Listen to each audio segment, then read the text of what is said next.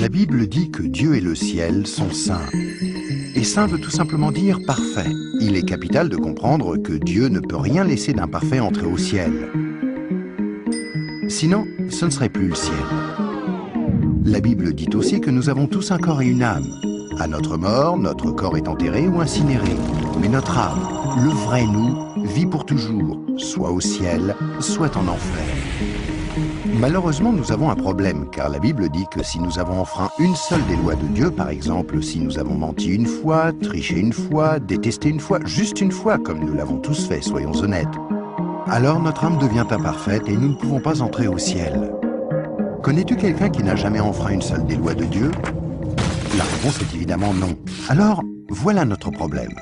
Nous avons tous enfreint les lois de Dieu, c'est pourquoi nous avons tous une âme imparfaite.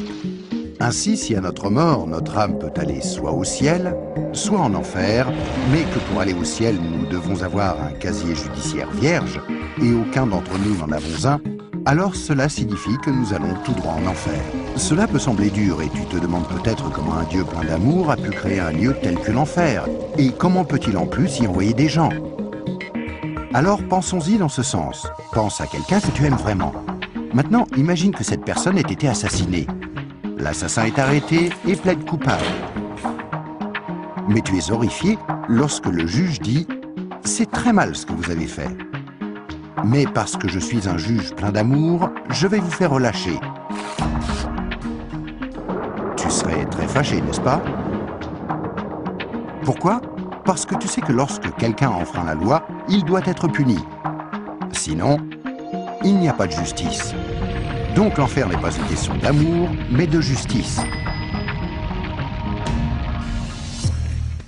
Examinons 3 questions pour comprendre pourquoi il y a ce lieu qui s'appelle l'enfer. As-tu déjà menti une fois dans ta vie? La réponse est sûrement oui, même si ce n'est qu'un petit mensonge. Si tu as menti une seule fois, alors tu es coupable de mensonge. As-tu déjà pris quelque chose qui ne t'appartient pas? Par exemple, es-tu déjà arrivé en retard au travail ou es-tu déjà parti trop tôt en étant quand même payé? As-tu déjà utilisé le téléphone du patron ou la photocopieuse sans demander la permission ou ramené un stylo du bureau à la maison? Tout ceci, bien sûr, est du vol. La plupart des gens ont pris quelque chose qui ne leur appartient pas, ce qui les rend coupables de vol. Penses-tu que Dieu va laisser un groupe de voleurs menteurs comme nous aller au ciel? C'est peu probable, car s'il le faisait, il serait comme le juge injuste qui n'a pas condamné l'assassin de la personne que tu aimais. Il n'y a pas 36 solutions. Mais beaucoup diront « Attends un peu, je suis quelqu'un de bien ». Et il y a une grande différence entre le mensonge, le vol et le meurtre. Or, je n'ai jamais tué personne. Mais ce qui est intéressant, c'est la façon dont Jésus a redéfini le mot meurtre. Il a dit « Si vous avez détesté quelqu'un dans votre cœur, vous l'avez tué dans votre cœur ». Alors, voici la dernière question. As-tu déjà détesté quelqu'un? La vérité, c'est que la plupart des gens ont déjà ressenti de la colère ou de la haine vis-à-vis des autres. Ce qui, selon Dieu, nous rend coupables de meurtre. Voilà la mauvaise nouvelle. Afin qu'il y ait une justice, il faut qu'il y ait un endroit comme l'enfer. Mais voici la bonne nouvelle. Et c'est là que Jésus entre en jeu. Ce qui distingue Jésus du reste du monde, c'est qu'il est parfait. Contrairement à nous, il n'a enfreint aucune des lois de Dieu. C'est pourquoi il a un casier judiciaire vierge, une âme parfaite. Imagine la scène avant que Jésus ne vienne sur terre, il y a 2000 ans. Jésus a regardé dans l'avenir et t'a vu ici aujourd'hui. Il s'est tourné vers Dieu, son Père, et lui a demandé « Père, j'aime les gens de ce monde et je ne veux pas qu'ils aillent en enfer pour avoir enfreint tes lois. Existe-t-il un moyen pour qu'ils soient pardonnés ?» Dieu le Père a regardé son Fils et a dit « Jésus, il n'y a qu'un moyen. Tu devras aller sur terre, devenir un être humain et vivre une vie parfaite. Puis tu mourras d'une mort cruelle sur une croix pour prendre la punition que les gens du monde méritent pour avoir enfreint mes lois. Quand tu auras fait ceci, le jour où ils te demanderont d'échanger leur casier judiciaire avec ton casier judiciaire parfait, alors il leur sera possible d'être pardonnés. » Jésus a accepté volontairement, et il y a 2000 ans, il est venu pour donner sa vie pour nous, pour payer le prix de toutes les lois de Dieu que nous avons enfreintes. Or, il n'y a pas de plus grand amour que lorsque quelqu'un donne sa vie pour nous. Mais il y a encore autre chose que nous devons faire pour être pardonnés. Il y a 3 événements principaux dans la vie de chacun. La naissance et la mort, mais nous n'avons aucun contrôle là-dessus.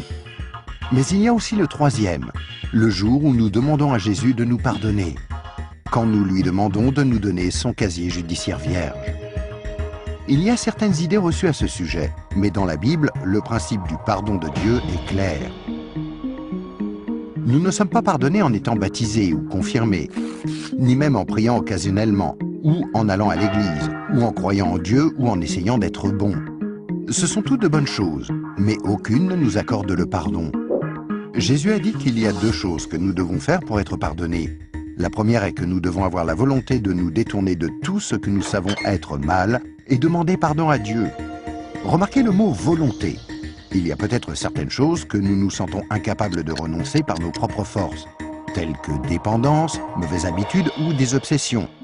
Mais là n'est pas le problème. Dieu nous aidera du moment que nous en avons la volonté et que nous voulons nous détourner de ces choses-là et demander pardon à Dieu.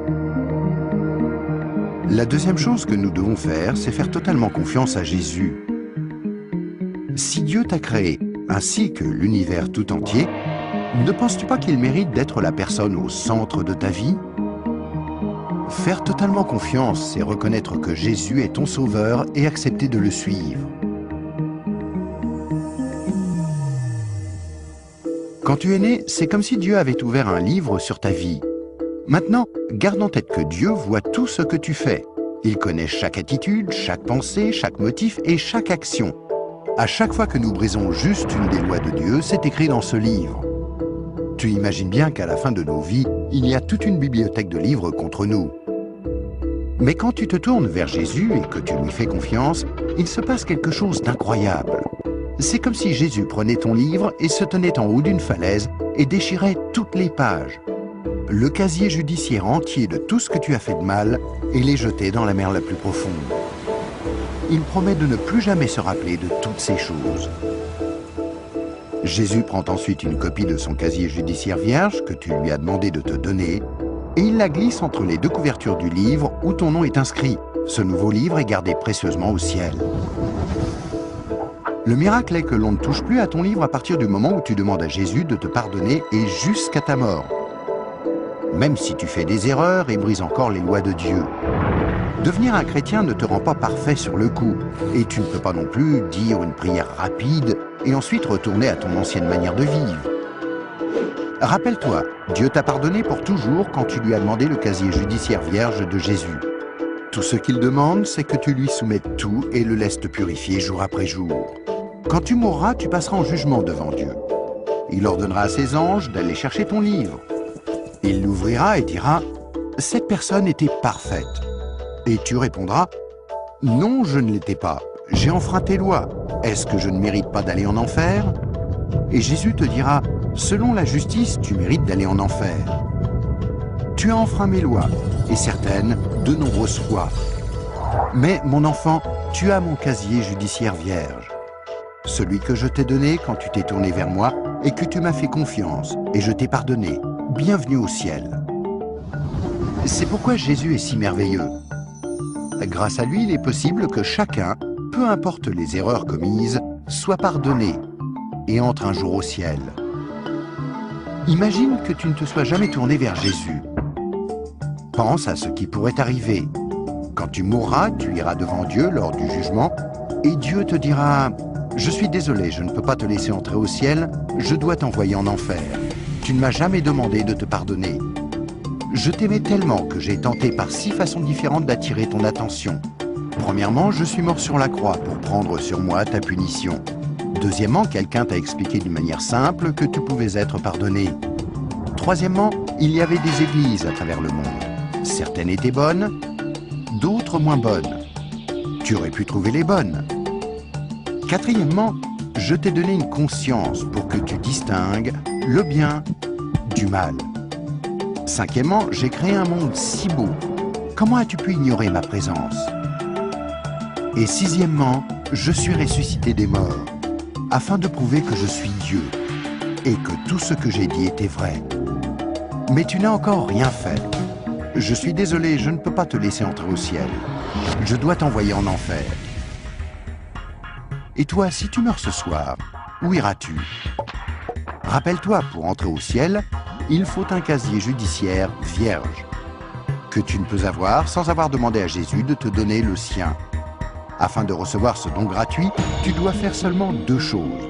Tout d'abord, tu dois vouloir te détourner de tout ce qui est mauvais dans ta vie et demander pardon à Jésus. Et deuxièmement, tu dois faire totalement confiance à Jésus. À moins de faire ces 2 choses, il t'est impossible d'être pardonné et à ta mort, il te sera impossible d'entrer au ciel. Ce qui est affreusement triste, parce que c'est la raison pour laquelle Jésus est mort pour toi.